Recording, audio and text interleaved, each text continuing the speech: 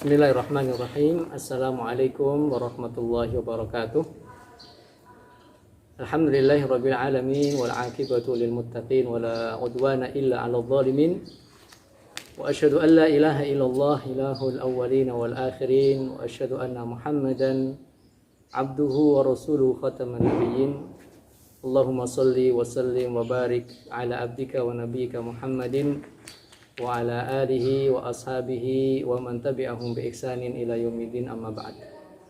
Para mahasantri yang dimuliakan Allah Subhanahu wa taala, kajian kita pada kesempatan kali ini adalah berkaitan dengan izalatun najasat atau berhubungan dengan najis ya. Tentu para ulama sudah menjelaskan bahwa najis itu ada dua ya, najis hakiki dan hukmi. Secara hakiki bahwa zatnya itu memang najis ya. Yang kedua adalah secara hukum ya. Ada istilahnya nanti hadas kecil yang dia bisa disucikan dengan cara berwudu, dan hadas besar itu dengan mandi janabah. Para mahasantri yang dirahmati Allah Subhanahu wa taala, apa saja yang masuk pada kategori najis ini ya. Dalam mazhab Syafi'i disebutkan semua yang keluar dari dua jalur itu adalah najis. Maksudnya adalah dari kubul dan dubur ya. Semua yang keluar dari situ najis kecuali air mani ya. Air mani ini tidak najis karena Rasulullah SAW mengabarkan bahwa air mani itu, beliau mengabarkan seperti ludah dan ingus kalian ya.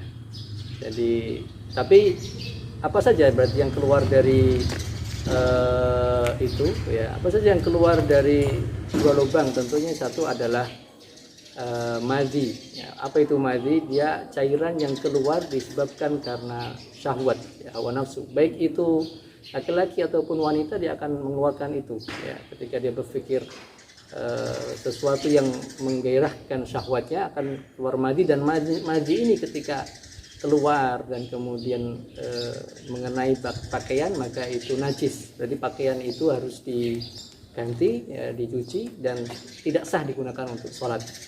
Kemudian ada madi ya. Madi itu keluar, cairan yang keluar setelah orang buang hajat atau dia mengangkat barang berat.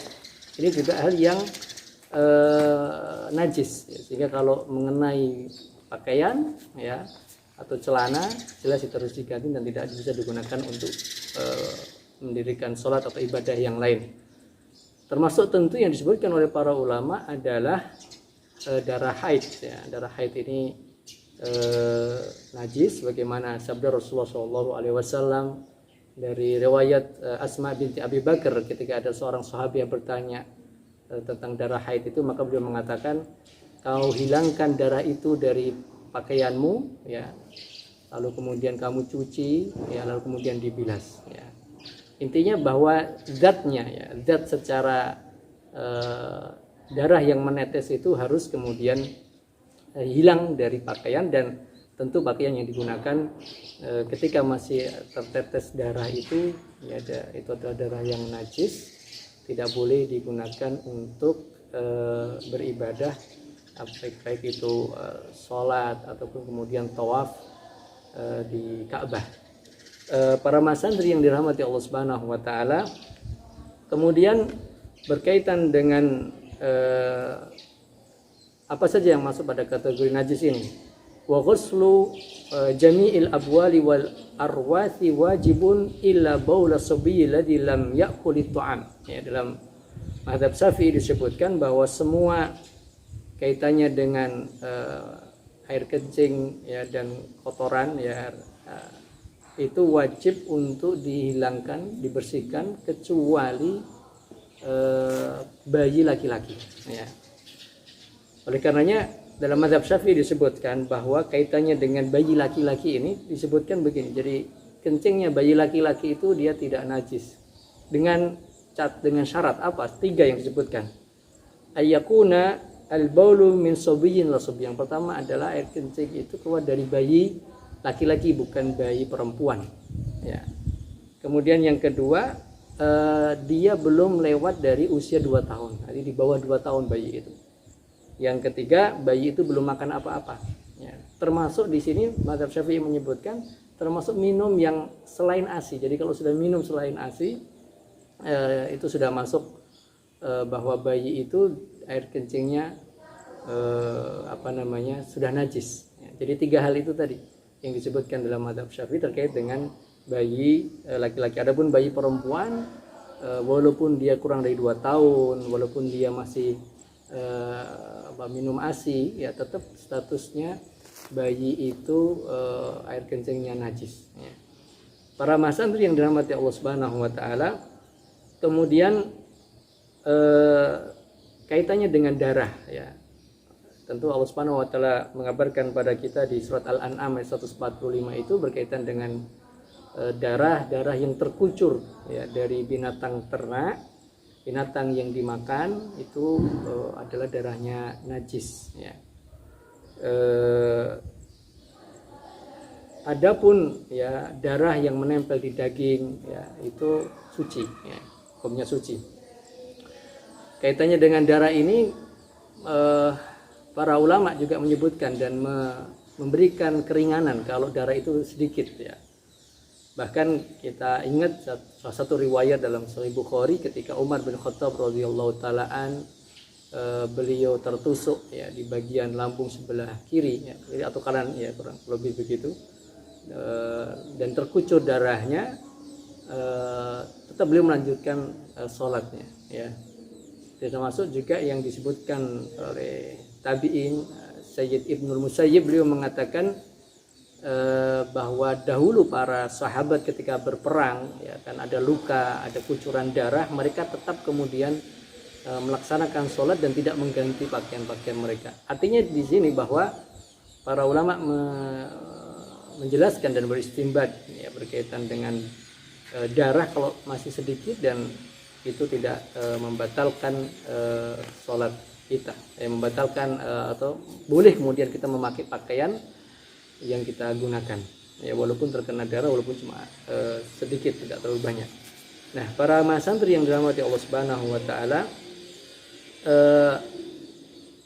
kemudian disebutkan, ya, kaitannya dengan apa yang termasuk yang tidak najis adalah binatang yang tidak memiliki darah.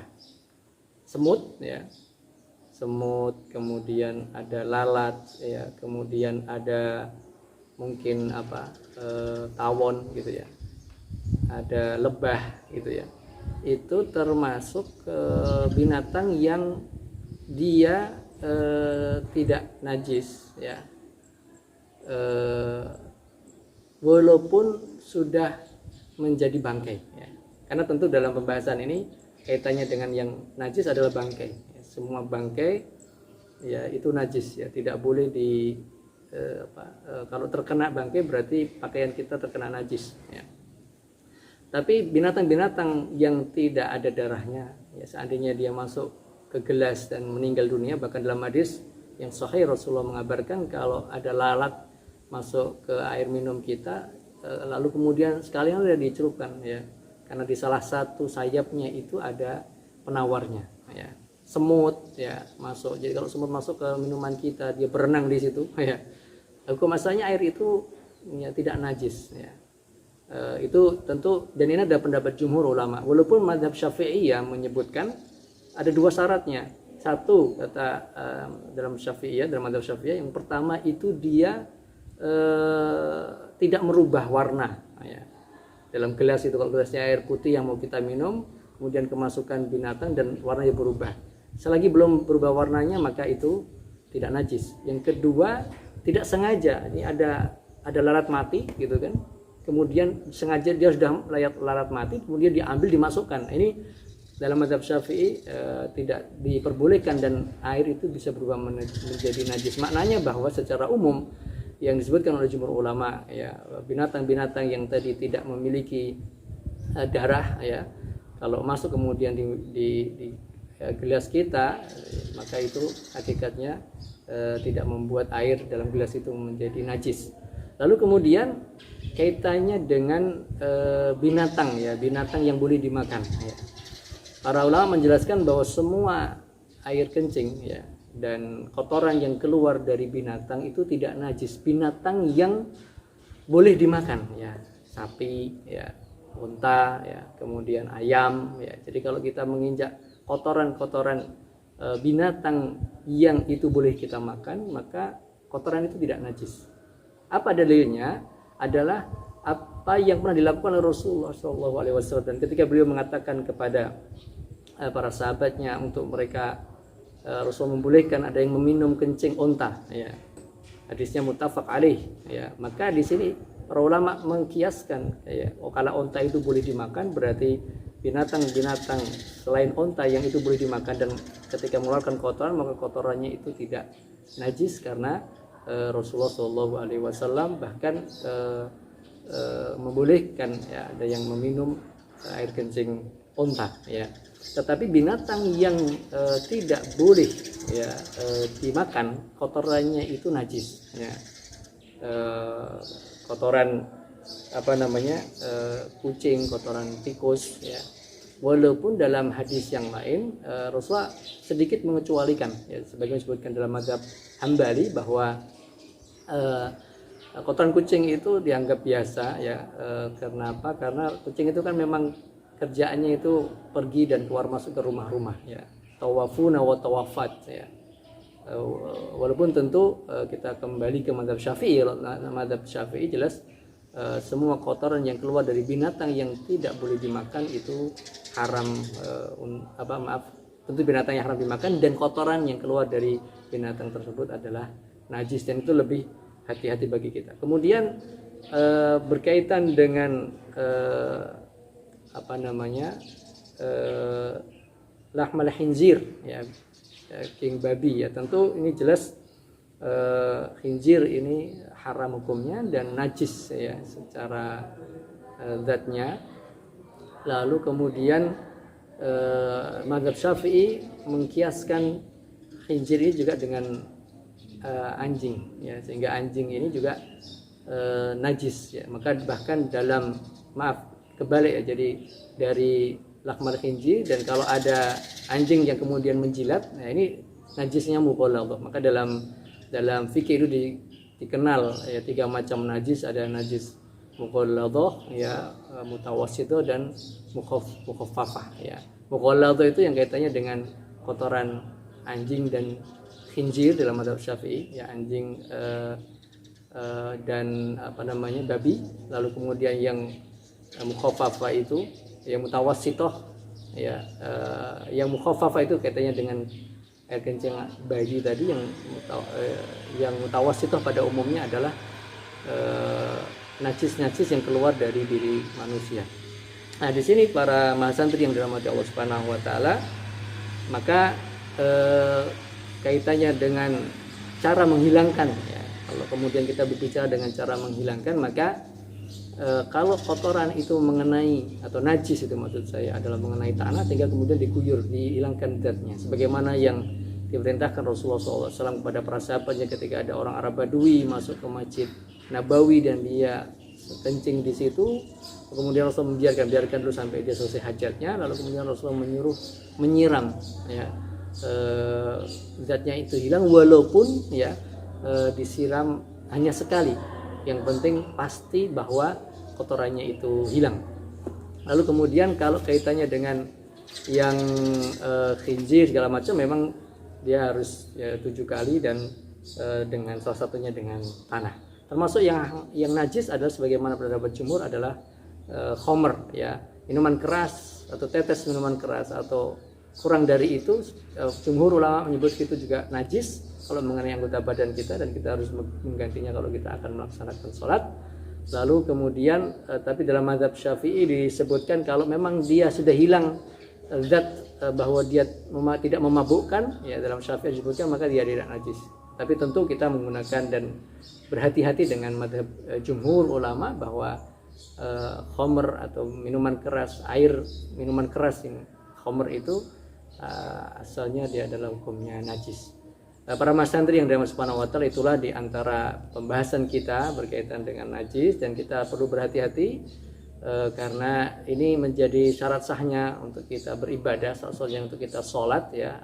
Maka Islam mengajarkan agar kita bersih ya, hati kita bersih juga, suci juga pakaian yang kita kenakan, termasuk tempat yang akan kita kenakan, kita gunakan untuk kita beribadah kepada Allah Subhanahu wa taala. Sehingga ketika kita nanti beribadah kepada Allah betul-betul dalam keadaan suci, semuanya suci secara lahir batin, dan mudah-mudahan dengan demikian ibadah kita akan diterima oleh Allah Subhanahu wa taala.